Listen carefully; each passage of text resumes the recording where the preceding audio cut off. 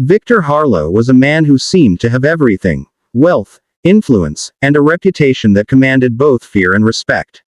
His mansion sat atop the highest hill in the city, a sprawling estate adorned with glittering chandeliers, marble floors imported from Italy, and towering windows that overlooked the glittering skyline. To the outside world, he appeared untouchable, a symbol of success. Yet beneath all the luxury lay a truth he could never escape. Victor had not walked a single step in over 7 years.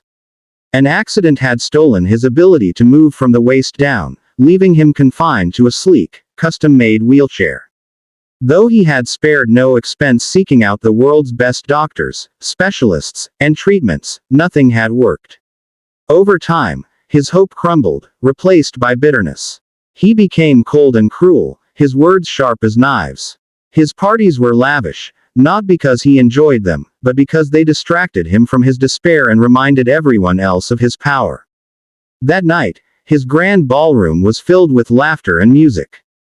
Guests mingled in glittering gowns and tailored suits, sipping champagne and exchanging gossip. Victor sat at the center of it all, draped in an expensive suit, his wheelchair gleaming like a throne. He held a glass of brandy, swirling it lazily as he barked orders at his staff and insulted guests with biting humor. People laughed, though uneasily, because no one dared to challenge him.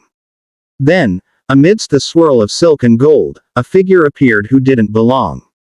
An old woman, frail and bent with age, slipped quietly into the room. Her clothes were plain, almost ragged, and her presence drew startled looks from the glamorous crowd. Whispers rippled through the room as she approached Victor, her hands clasped around a small velvet pouch. Victor's lip curled in disdain. "Well, this is unexpected," he sneered, his voice dripping with mockery. "Have we started letting beggars crash my parties now?" The woman did not flinch. Instead, she opened the pouch and revealed a necklace with a strange, ancient-looking pendant. Her voice was soft but unwavering. "Wear this," she said, "and you will walk again." For a moment, there was stunned silence. Then Victor threw his head back and laughed, a cruel, booming sound that filled the ballroom. "A magic necklace. How delightful," he mocked. "Shall I wear it and sprout wings too?"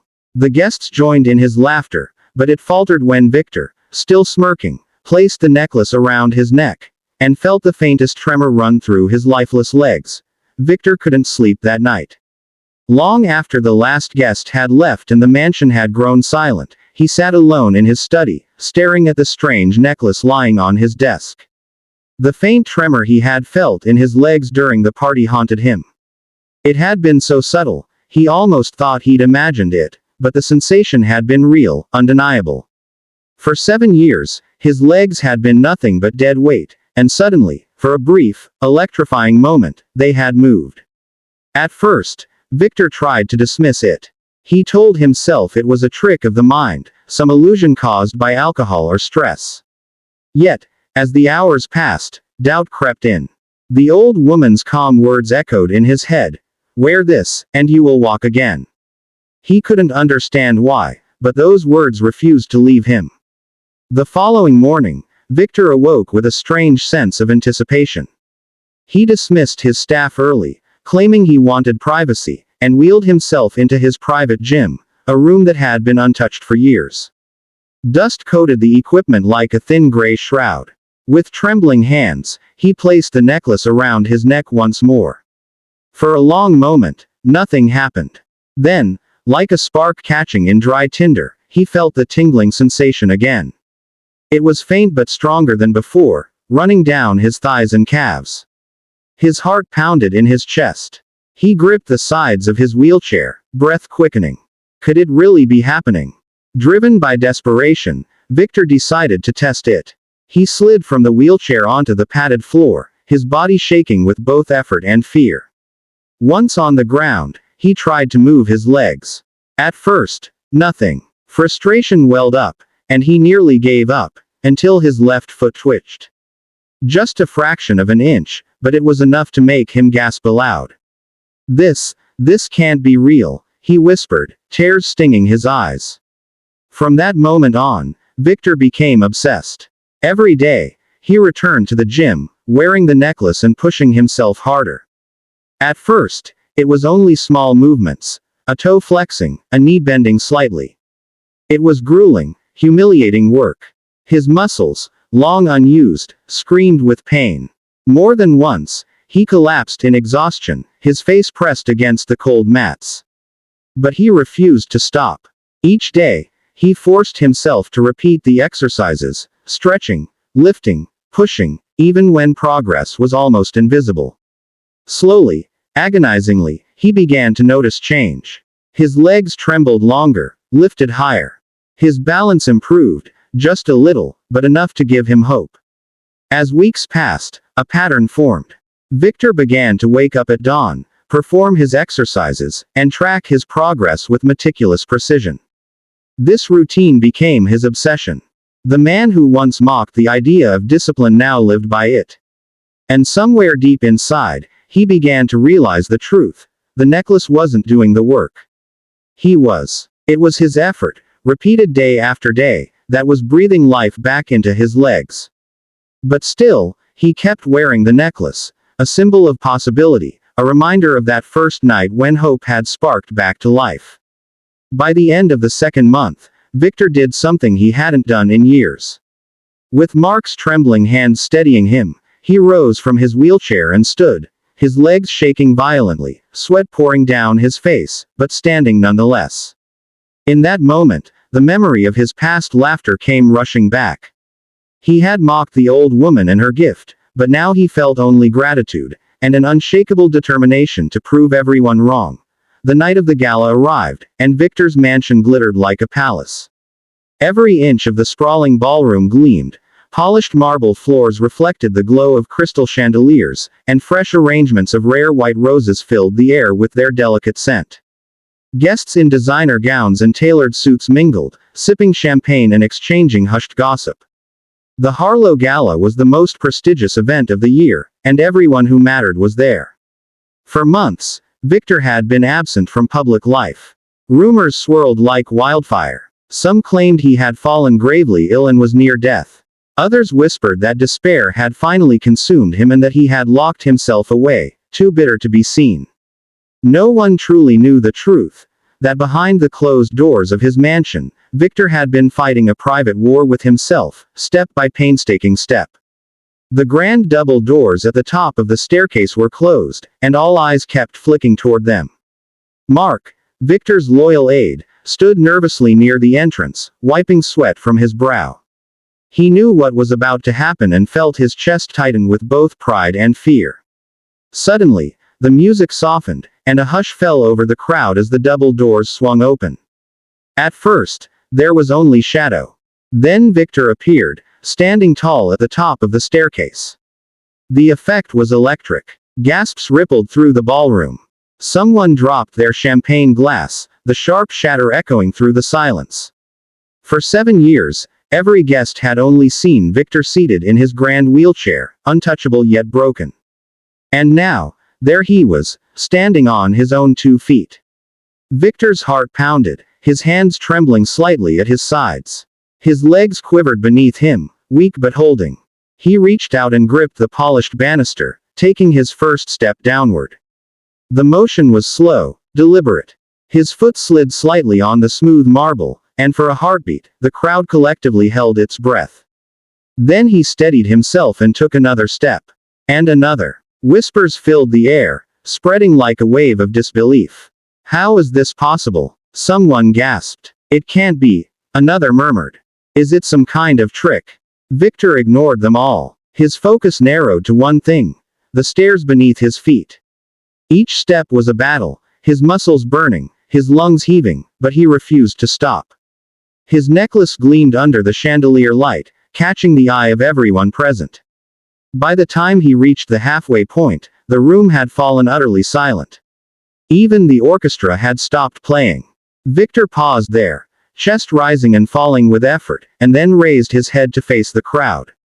This, he said, his voice carrying clearly in the stillness, is not a miracle. The words struck through the tension like a bell. For years, I lived in this chair, he continued, his voice growing stronger. I let anger and hopelessness chain me more tightly than any injury ever could. Then one night, someone gave me a gift. He lifted the necklace for all to see. Its pendant glimmered like a shard of ancient wisdom. I mocked her. I mocked this. I thought it was a joke, some silly trinket meant to give false hope. But I was wrong. A murmur ran through the crowd, but no one dared to interrupt. This necklace has no magic, Victor said, his voice rising with conviction. It does not heal. It does not grant wishes. It simply reminded me that change is built, not given. Day after day, step by step, through pain and discipline, I built myself back from nothing. His grip tightened on the banister as he descended the final steps, his legs trembling violently now, but his will unshaken. When I placed this necklace around my neck, I didn't gain strength, he said through gritted teeth. I gained belief. And that belief fueled action. Small actions. Tiny habits. Each one insignificant on its own, but together, they transformed me. By the time he reached the bottom step, the crowd was frozen, their expressions a mixture of awe, confusion, and deep reflection. Victor released the banister and stood unaided, swaying slightly but refusing to fall.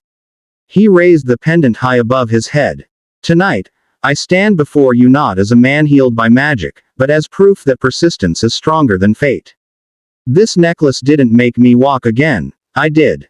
Gasps turned to applause, hesitant at first, then rising like a storm. The ballroom filled with cheers, but Victor barely heard them. His eyes scanned the crowd, searching for one face, the old woman who had started it all. And then, at the far end of the room, the crowd shifted and parted. There she was, standing calmly amidst the chaos, her eyes gleaming with quiet pride. Victor's breath caught, his entire body trembling, but this time, not from weakness. From gratitude. From realization. The journey wasn't over. It was only just beginning. The crowd's applause thundered through the grand ballroom, echoing off the marble walls and crystal chandeliers. Victor stood at the center of it all, his chest rising and falling with deep, uneven breaths.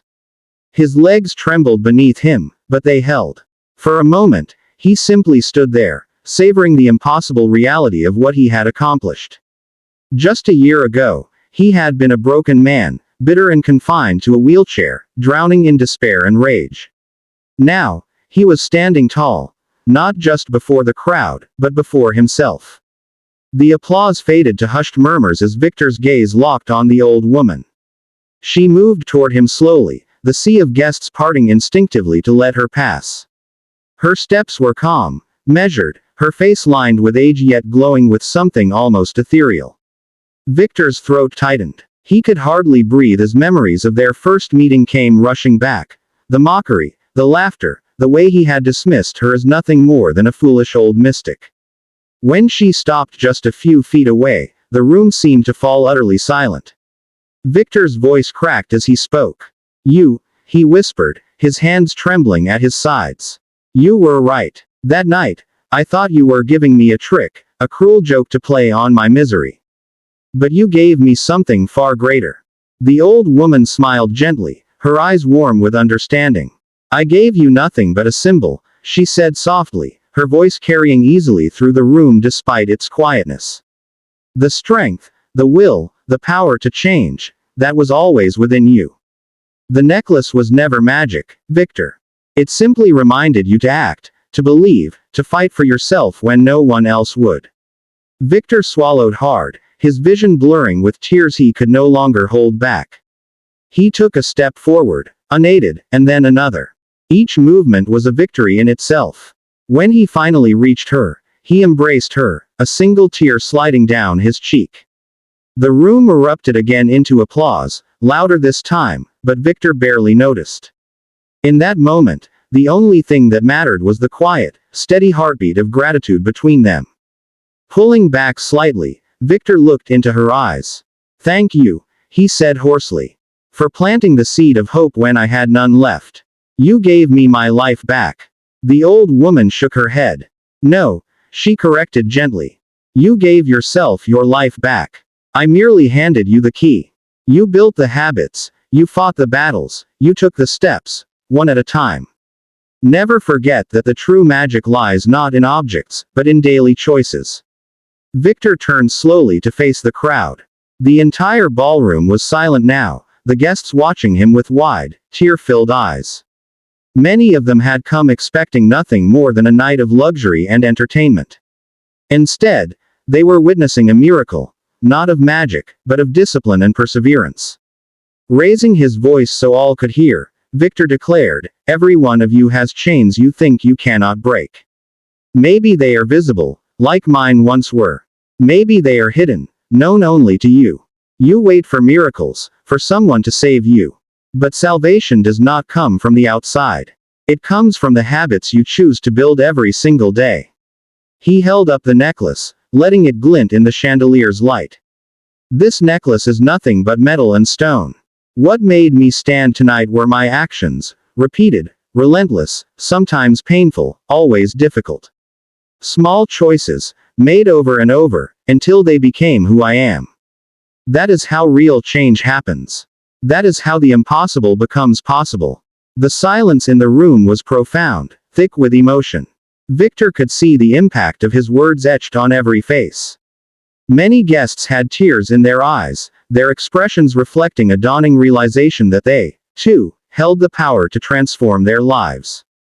Slowly, reverently, Victor removed the necklace and placed it on a nearby table. "I no longer need this," he said quietly. "Because the strength is here." He pressed a hand to his chest. "It always was." The old woman's smile deepened, pride shining in her eyes. "You understand now," she said softly. Victor nodded, his heart full. Then, with deliberate, steady steps, he crossed the ballroom floor unaided, his stride growing more confident with every movement. The crowd erupted into cheers and applause so loud it shook the chandeliers. Later, when the last guest had departed and the mansion had fallen silent, Victor stood on his balcony, gazing at the city lights below. Mark appeared behind him, his voice quiet but reverent. "Sir, tonight, you didn't just change your own life. You changed theirs too." Victor smiled faintly, watching the horizon where the first light of dawn began to break. "No, Mark," he said, placing his hand on the cool stone railing. "They will change their lives themselves. I simply showed them that they can."